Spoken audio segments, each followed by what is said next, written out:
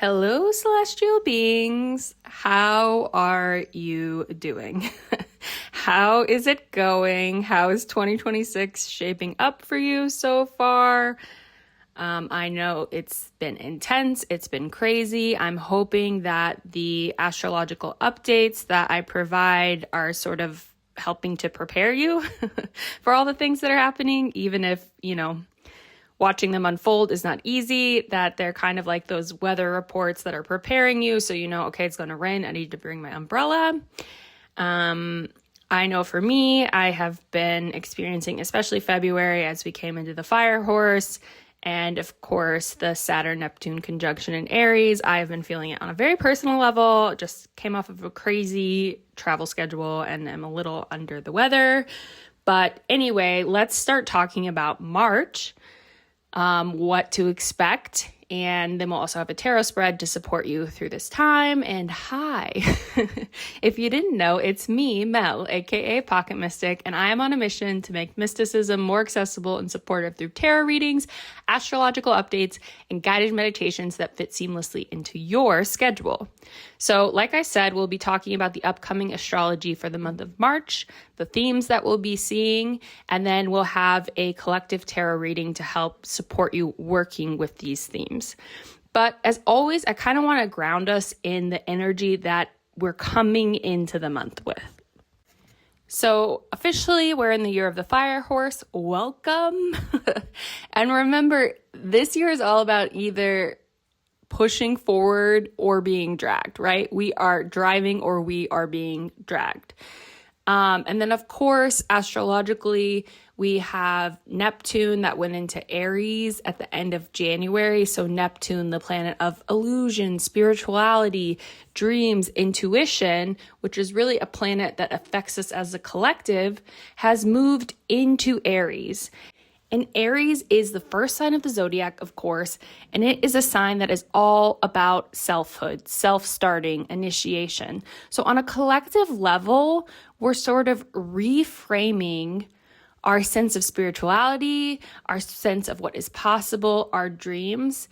And then at the same time, we have Saturn, the planet of boundaries, rules, regulations, which has also moved into Aries. So whereas Saturn, which is more of a social planet, but also will impact you more personally, was in Pisces, a planet that it does not love to be in, has now moved into Aries, which is this fiery sign of initiation, of selfhood, of starting things. Now, one thing to note, again, with Saturn being here, Saturn is about building for the long term. It's about structure. It's about let's build something that's going to last. And Aries about let's get started. So the energy, while it's not completely in opposition to each other, Aries doesn't always have the follow through that Saturn needs. So a lot of what we'll be learning through these next 2.5 years is how to stick with the things that we feel we need to start, right? So that's going to be the energy that we are all working with. And to understand how it's going to impact you more personally, it's always good to look up where Aries is in your chart, which house it's sitting in, because that's the area of your life you're going to be feeling it the most. You can always leave a comment and I can let you know what that's going to mean for you. You can just leave your rising sign and I can tell you what that will mean for you.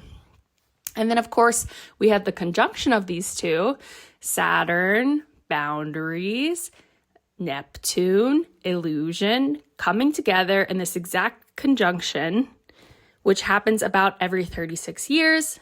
And you've seen what that has mean about boundaries being dissolved.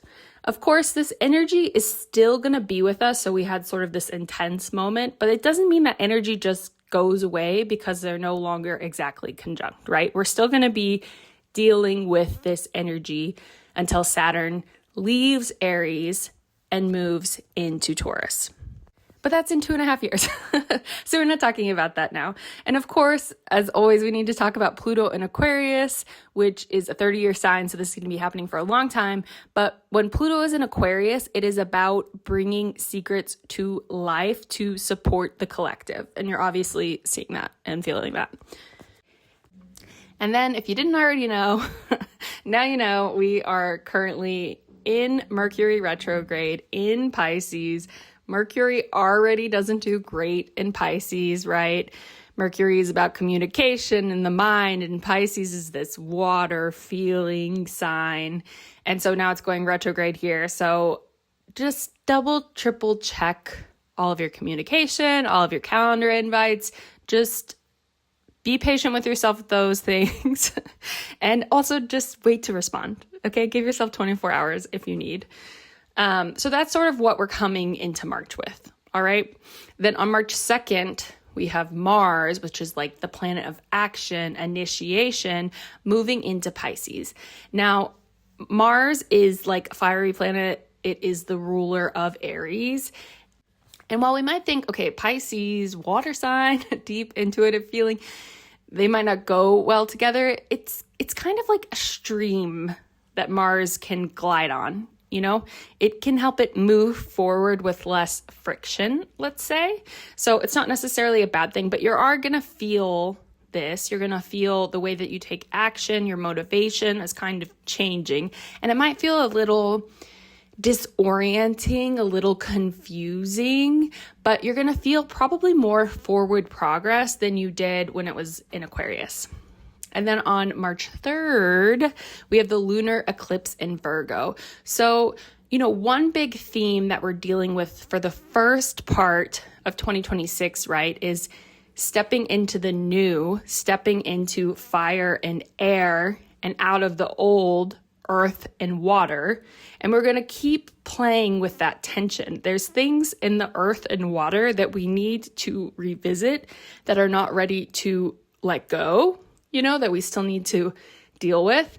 And this lunar eclipse in Virgo is a part of that. It's the old eclipse series that will be ending, and we'll be getting into the new eclipse series. We already got a sneak peek of that in Aquarius and Leo. So we're revisiting this lunar eclipse hitting the South Node in Virgo. And the South Node is about like, what are we releasing? What are we letting go of?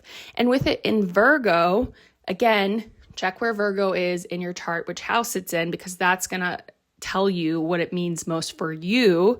But it's about releasing, you know, this idea of perfection, that things need to be perfect. It's about releasing this self-criticism that we have. And that's going to be sort of the theme of March. We're going to start the month releasing. We're going to start the month letting go of things that aren't serving us, things that we've been holding on to so tightly that aren't working. And as we're releasing, we're going to gain clarity after that release. And then we're going to be ready to move into that forward action towards the end of the month, getting a boost of that with a lot of planets being in Aries. April, you're going to have 7 planets in Aries. So a lot of this fiery initiation, self-starting energy. But we're starting the month releasing, then we're getting clarity, and then we're moving into action. And this is really going to feel like a big ending of something, right? We're ending this. We've been dealing with it for, you know, not quite 2 years. And now we are letting whatever this thing is in our lives go. So the thing I want you to do is be very gentle, very kind with yourself. Do what you need to do and do nothing more. Okay, you got Mercury in retrograde, yikes. And then eclipses, as we know, are always sort of chaotic because they're sort of the great revealers, right? So just do what you need to do. Don't do anything more. Give yourself a lot of time and space. Just feel what's coming up for you. What is like, I can't stay here anymore? Or what are you like, I can't sit with this anymore? And then how can you let that go? And we're going to have the tarot spread to help with that. But this energy is all about release. So again, we don't set intentions during this time. We are observing. We're seeing, what is this eclipse shaking up in me and what do I want to do with it, And then on Friday, we have Venus entering Aries. So on March 6th, we have Venus entering Aries. So, Venus is the planet of love, of values, of beauty, of money, of all things femme, right? And it's moving into Aries. And, Aries is the youngest sign in the zodiac, right? So you're likely to feel a little bit more impulsive around saying what you think to someone you love or you like or you're interested in, and spending. Like you're going to feel a little bit looser with your pocketbook over there. You're going to feel your passion more intensely. It's kind of like honesty over diplomacy. So it might be a little bit volatile. And again, with Mercury in retrograde, I would let's think before we speak if we can remember to, And then on March 10th, we have Jupiter going direct. So Jupiter is the planet of expansion, of luck. It's currently sitting in Cancer, but it's going to be going direct. So our luck might be about to change. This will impact you more depending on where Cancer is in your chart. Please know which signs rule which houses in your chart. That will help you immensely to understand this astrology. If it's ever any interest, if you guys would like something that's more like, if this is your rising sign, this is how these things will impact you, let me know. And as always, you can leave a comment about your rising sign and I can let you know more how the month is going to be hitting for you. And then on March 18th, we have a new moon in Pisces. So that will not be an eclipse. We'll be out of the eclipse portal. So that will be a great time to kind of take woof. Okay, this year has started. It is going. I'm feeling the energy. I'm out of the eclipse portal. I saw what it wanted me to see.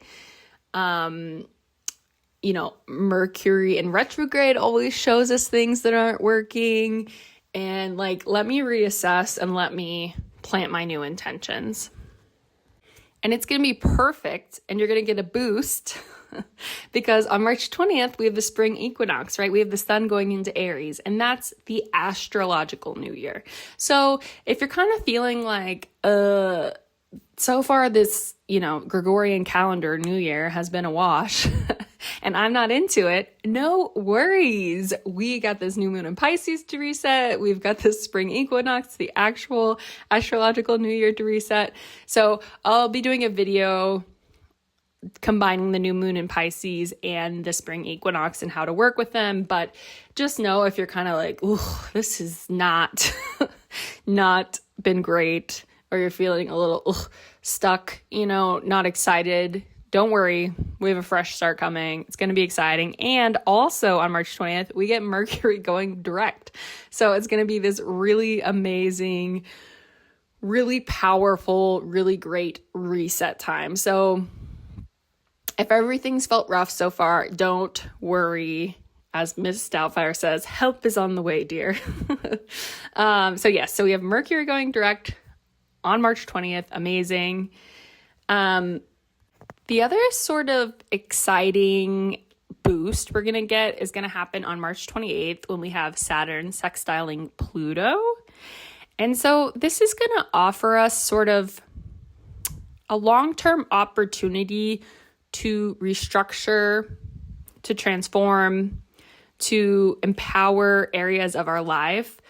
So it's going to give us this sort of, maybe an opportunity will come your way, like a little opportunity, or maybe it will be like this thought that's planted that gives you an idea of wait, this is the structure I need, right? Saturn provides a structure. This is the structure I need to transform, to own my power, to step into the life I want. It's really going to give you that boost. Again, it could be a literal opportunity, or it's going to be like this little seed that drops into your head and you're going to be able to see things very differently. So also super exciting. Again, we're still kind of in this muck until we step into the new moon, the spring equinox, all of that.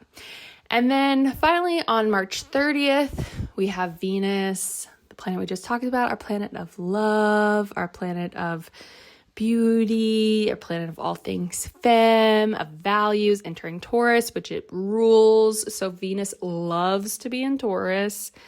So that's going to be another cozy little like nice boost to just how you feel about the things you love, the things you value. Just this really like lush, like almost indulgent sort of feeling that we're going to be getting. And that's going to be great because April, baby, is going to be a big month. You're like, please, no more big months. But it is going to be a big month. We're going to have a lot of signs in Aries. There's going to be a lot of things happening. So hooray, Venus and Taurus. That's going to give us sort of this comforting, wonderful boost that we need as we step into April. And sneak preview, April 1st, we'll have the full moon in Libra. So again, full moons are always about releasing, right?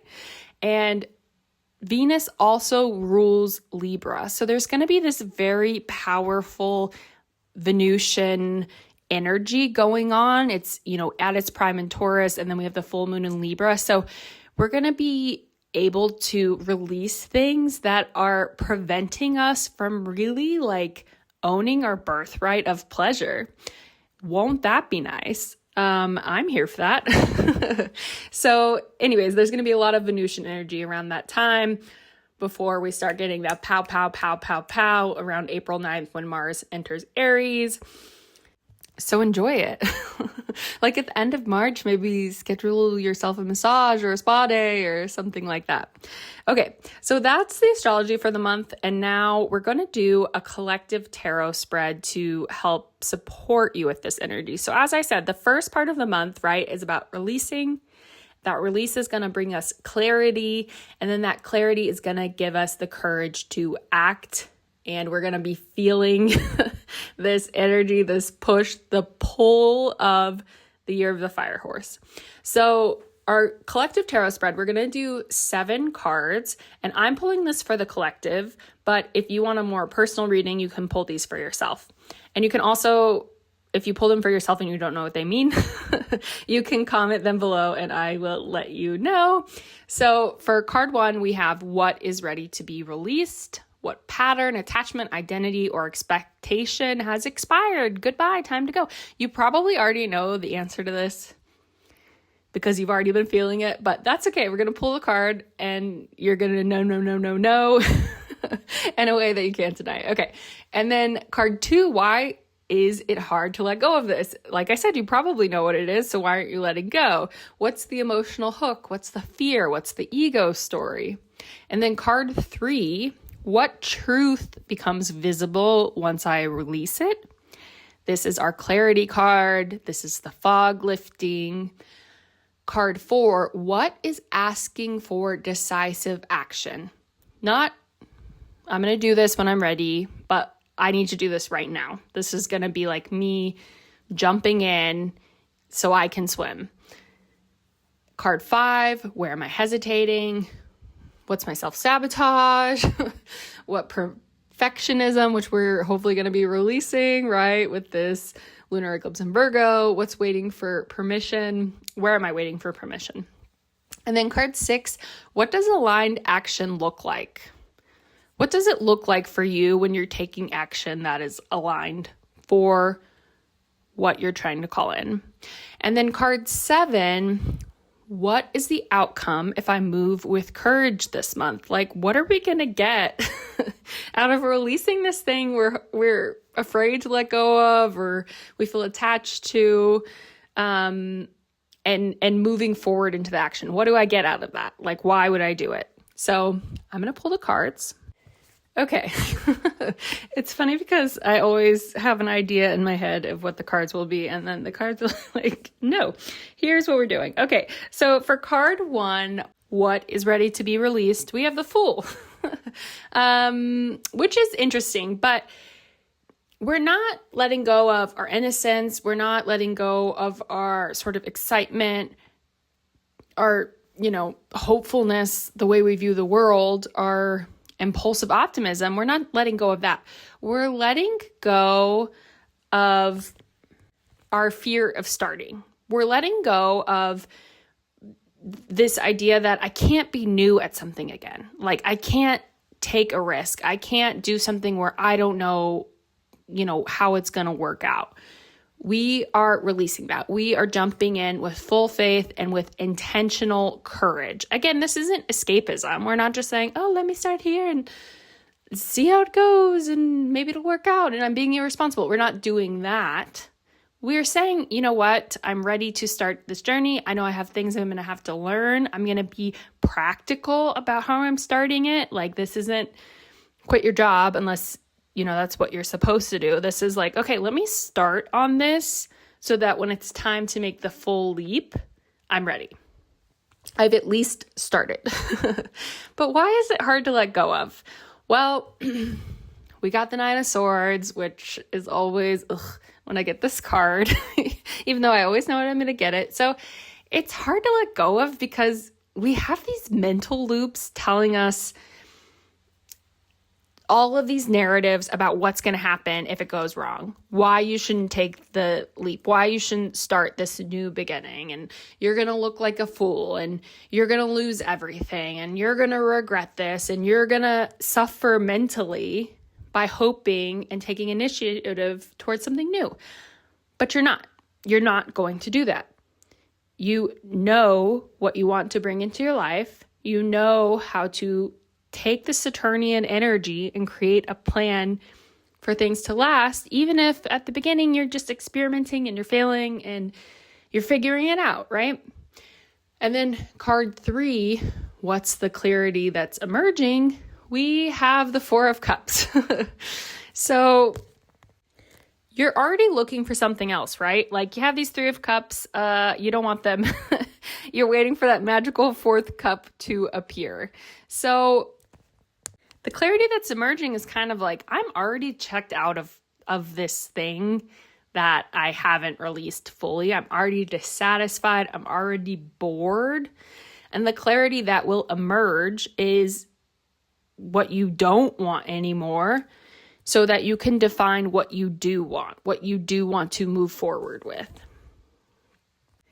And that's where card 4, what is asking for decisive action, we have the Ace of Cups, a new beginning, a new vulnerable beginning that brings you excitement that you don't want to check out of, that you don't feel dissatisfied from. These 4 cards are like just reiterating the message. Like, it is time to start something new. I understand that it's scary, that you feel like there are all these things that could go wrong, but you know that holding onto it is not bringing you the satisfaction that you want. It's not the life that you want, in whatever area it is that we're letting go of something, okay?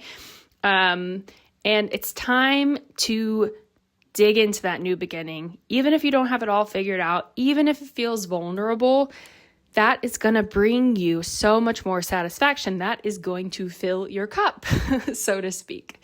And then card 5, where am I hesitating? Okay, well, if the cards aren't being literal, we have the 8 of Swords.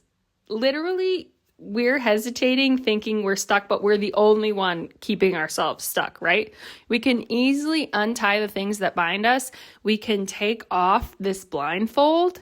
It's just that we are letting ourselves be paralyzed by this narrative. It's only us. There's nothing in the way. That's exciting, right?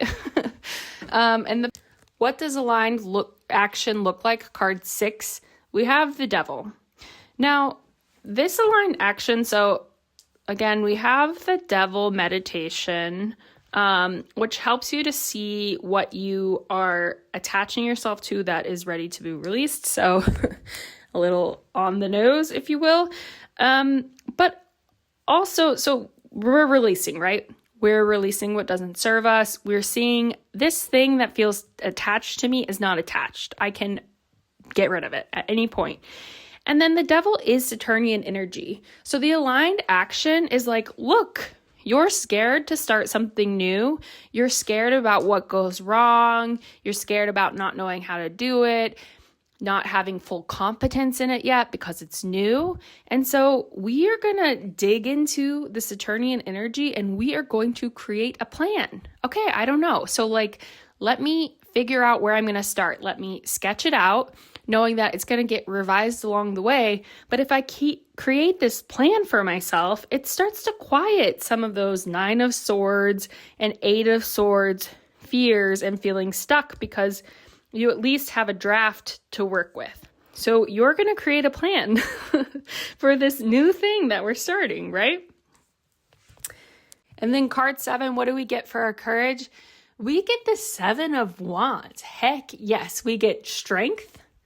We get a clear boundary of protection for ourselves and our energy. We get the higher ground. We get conviction. Like, we feel empowered and like we can actually see the path forward when we choose to take this action. That's where this list, this, devil card, the Saturnian energy, is really going to empower us and help us to understand how to take the next step and the points where we're going to be learning, and how even when we're learning and things don't work out, that's okay. It's all a part of this plan that we're building.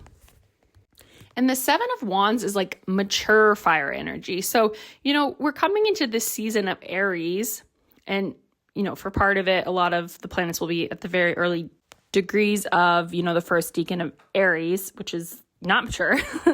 But this is saying, through working with this energy, you're going to still have the conviction, even as you're at the beginning, as you're at the initiation stage, to know how to stick with it, to not be afraid when things don't go exactly to plan, because your plan says they won't. Your plan says there are learning points for me along the way. And when I hit a learning point, I can rewrite the plan. So this is going to give you the strength and conviction to move forward. And it's going to give you the intuition and wisdom of using your no, right? Our no is the most powerful tool that we have when we are manifesting our dreams, saying no to the things that aren't what are aligned with you. So it's really going to give us the strength, the bravado, the endurance to move forward with this new thing that's coming into our lives. And one thing just to remember, so our mind is ruled by Mercury. Our mind is the trickster, okay? So we can't believe all of our thoughts, okay? Our mind is designed to protect us, to keep us alive. And a lot of times the easiest way for it to do that is say, we did this yesterday, we stayed alive, let's do it again today. And so we're going to have to kind of address that, right? We have this very mind energy in terms of what we're afraid of is both swords cards, the 9 of Swords and the 8 of Swords, which swords are about mind thoughts. So we should just know as we're going into releasing, as we're going to start something new, your mind is going to resist because it is designed to. So don't let that make you afraid, right? Lean into your other senses. Lean into, how does my body feel here? What is my body telling me? What are my emotions telling me? What is my gut telling me? Lean more into those things. And the way we're working with our mind is creating this plan. We're putting it on paper. We're grounding it. We're giving it that earth energy, but we're not letting it control our narrative anymore. Okay. That was a lot. I hope that you have a lovely March. Remember, we're releasing, we're getting clarity, and then we're taking action. April is going to be a big month. But keep in mind, what are we telling ourselves throughout all of 2026? How good could this be for me? how good could this be for me, right? That's the way we're framing our mind. We're giving it that question to answer instead of the way it likes to think about what's the worst thing that can happen. We're saying, no, how good could it be for me? Anyways, it was great to spend time with you. If you have any questions, feel free to leave a comment. If you have any things you'd like to know more about, please also leave a comment. You can always email me too. And I'll be seeing you for the new moon, spring equinox. Wishing you lots of love. Ta-ta.